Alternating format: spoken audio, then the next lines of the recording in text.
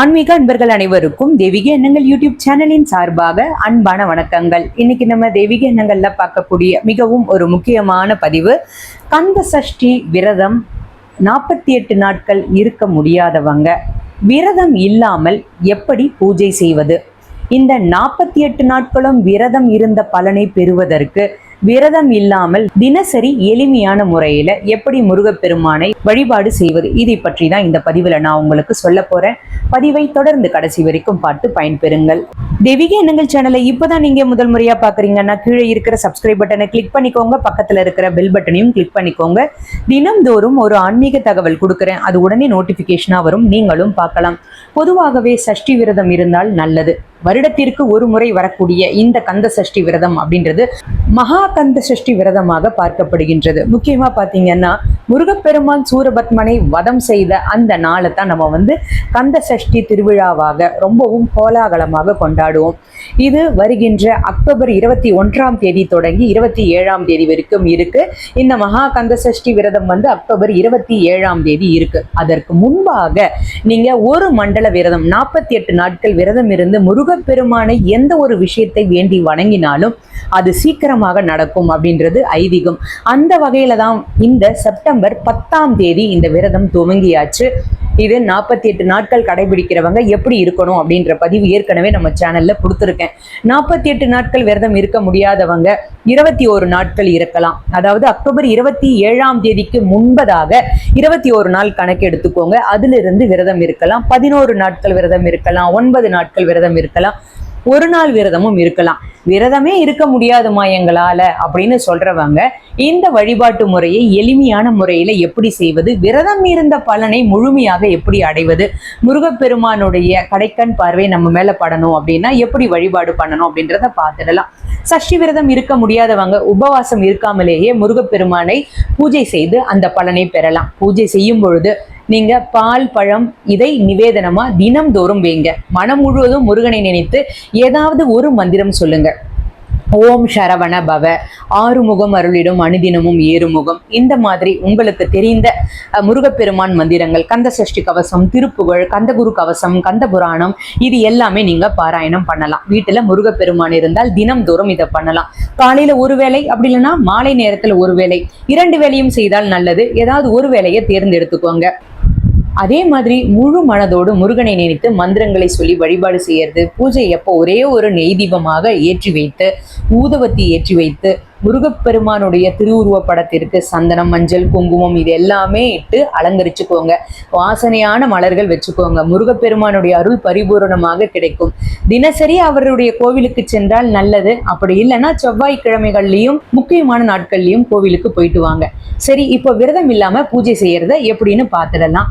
விரத முறை முழு உபவாசம் இருக்க வேண்டிய அவசியம் இல்லை. பால் பழம் சாப்பிட்டோம், அப்படி இல்லைன்னா உப்பு சேர்க்காத ஒரு வேளை உணவு மட்டும் சாப்பிட்டு விரதத்தை நீங்க கடைபிடிக்கலாம். இந்த மாதிரி உபவாசம் இருக்கிறவங்க, இல்லாதவங்க நீங்க என்ன பண்ணலாம்னா இந்த 48 நாட்களும் அசைவம் மட்டும் தவிர்த்துக்கோங்க. எப்பயும் நீங்க எடுத்துக்கிற உணவை எடுத்துக்கலாம். விரதம்லாம் இருக்க முடியாம நான் பூஜை செய்யணும்னு சொல்றவங்க இந்த ஒரு விஷயத்த கடைபிடிங்க. அதே மாதிரி வீட்டுல முருகப்பெருமானுடைய படத்திற்கு முன்பாக ஒரு கோலம் போட்டுக்கோங்க. அவருடைய திருவுருவ படம் வைத்து சந்தனம், மஞ்சள், குங்குமம், ஜவ்வாது இதெல்லாம் வச்சு அலங்காரம் பண்ணிக்கோங்க. நான் சொன்ன மாதிரி சாம்பிராணி போடுங்க. நறுமணம் அதிகமாக இருக்கணும். அடுத்தது முருகனை மனசார நினைச்சுக்கோங்க. அவருடைய நாமத்தை சொல்லுங்க. பால் பழம், நீங்கள் தயார் செய்த ஏதாவது ஒரு நெய்வேத்தியம், சர்க்கரை பொங்கலோ தயிர் சாதமோ இல்லை வெறும் பசும்பாலை காய்ச்சி நீங்க முருகப்பெருமான் படத்திற்கு முன்பாக வைத்து வழிபாடு பண்ணுங்க. முடிந்தால் முருகன் கோவிலுக்கு போயிட்டு வாங்க. உபவாசம் இருக்கிறவங்க உங்களுடைய உடல்நிலைக்கு ஏற்ற மாதிரி தான் நீங்க உபவாசம் இருக்கணும். அதாவது 48 நாட்கள் நான் விரதம் இருக்க போறேன் அப்படின்னு சொல்றவங்களா இருந்தாலும் சரி, இல்லை நான் இளநீர் விரதம், மிளகு விரதம் இந்த மாதிரிலாம் இருக்க போறேன் அப்படின்னு சொல்றவங்களும் சரி, உங்களுடைய உடல்நிலையை பொறுத்து நீங்க விரத முறைகளை நீங்க கடைபிடிக்கலாம். சில பேர் எனக்கு கமெண்ட்ல நீங்க கேட்குறீங்க, அதாவது நான் மிளகு விரதம் இருக்க போறேமா, அதாவது மற்ற விரதங்கள் இருக்கலாமா அப்படின்னு சொல்லிட்டு நீங்க கேட்குறீங்க. விரதங்கள் கடைபிடிக்கிற விரதம் பார்த்தீங்கன்னா பட்டினி விரதம் அப்படின்னு இருக்கு. எந்த வேலையும் உணவு எடுத்துக்கொள்ளாமல் சில பேர் வந்து பார்த்தீங்கன்னா ஒரு வேலை மட்டும், இந்த 3 வேலைகள்ல ஒரு வேலை மட்டும் உணவு எடுத்துக்கிட்டு மற்ற வேலைகள்ல உணவு எடுத்துக்க மாட்டாங்க. இது பட்டினி விரதம் சொல்லுவாங்க. பால் விரதம் அப்படின்னு இருக்கு. அதாவது சுவாமிக்கு அபிஷேகம் செய்த பாலை மட்டுமே ஒரு டம்ளர் குடிச்சிட்டு விரதம் இருப்பாங்க. பாலும் பழமும் விரதம் இருக்கு, இளநீர் விரதம் இருக்கு, அதே மாதிரி மிளகு விரதம் அப்படின்னு இருக்கு. இது வந்து விரத முறைகள்லயே கடுமையான விரதம். இந்த மிளகு விரதம் தான் பால் பழம் எந்த விதமான ஒரு உணவையும் எடுத்துக்காம வெறும் மிளகு தண்ணீர் மட்டுமே எடுத்துக்கொண்டு இந்த விரதத்தை இருப்பாங்க. அதாவது முதல் நாள்ல ஒரு மிளகுல ஆரம்பிப்பாங்க, 2வது நாள்ல 2 மிளகு, 3வது நாள்ல 3 மிளகு, இந்த மாதிரி 7வது நாள் வரைக்கும் 7 மிளகோட முடிப்பாங்க. அப்புறம் உப்பு இல்லாம சாப்பிட்றது, காய்கறி விரதம்னு இருக்கு. இந்த மாதிரியான விரதங்களை நீங்க வந்து கடைபிடிக்கலாம் உங்களுடைய உடல்நிலைக்கு ஏற்ற மாதிரி.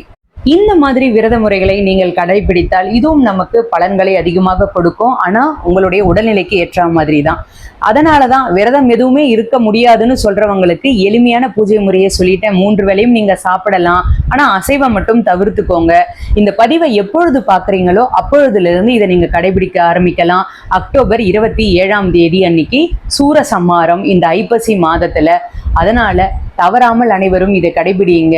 முருகப்பெருமானுடைய அருள் உங்களுக்கு பரிபூரணமாக கிடைக்கும். முருகப்பெருமானுடைய ஆசீர்வாதம் உங்களுக்கு கிடைக்கணும்னா தினம்தோறும் ஒரு வேளையாவது ஒரே ஒரு நெய் தீபம் ஏற்றி வழிபாடு பண்ணுங்க. இது உங்களுக்கு நல்ல பலன்களை கொடுக்கும். ஓம் சரவண பவ. இன்னைக்கு நான் கொடுத்த இந்த பதிவு உங்களுக்கு பயனளிக்கக்கூடியதாக இருக்கும்னு நான் நினைக்கிறேன். முக்கியமா ஷட்கோண கோலம் போட்டு பூஜை அறையில வழிபாடு பண்ணுங்க. அதுல முருகப்பெருமானுடைய படத்தை அதன் மேல வைத்து வழிபாடு பண்ணுங்க. வாழ்க வளமுடன். ஓம் சரவண பவ இந்த நாமத்தை கமெண்ட்ல டைப் பண்ணுங்க. முருகப்பெருமானுடைய ஆசீர்வாதம் உங்களுக்கு பரிபூரணமாக கிடைக்கும். இன்னைக்கு நான் கொடுத்த இந்த பதிவு உங்களுக்கு பயனளிக்கக்கூடியதாக இருக்கும்னு நான் நினைக்கிறேன். இந்த வீடியோ பிடிச்சிருந்தா லைக் பண்ணிக்கோங்க. உங்களுடைய நண்பர்களுக்கும் உறவினர்களுக்கும் ஷேர் பண்ணுங்க. தெய்வீக எண்ணங்கள் சேனல்ல இதே மாதிரி நிறைய ஆன்மீக தகவல்கள்லாம் இருக்கு, தவறாமல் பாருங்க. இன்னும் நீங்க தெய்வீக எண்ணங்கள் சேனலை சப்ஸ்கிரைப் பண்ணாம இருக்கீங்கன்னா கீழே சப்ஸ்கிரைப் பட்டன் இருக்கு, சப்ஸ்கிரைப் பண்ணிக்கோங்க. பக்கத்திலே பெல் பட்டன் இருக்கு. தினமும் நான் கொடுக்கக்கூடிய ஆன்மீக தகவல் உடனே நோட்டிபிகேஷனா வரும், நீங்களும் பார்க்கலாம். மீண்டும் நாளை ஒரு நல்ல ஆன்மீக தகவலோடு நான் உங்களை சந்திக்கின்றேன். நன்றி, வணக்கம்.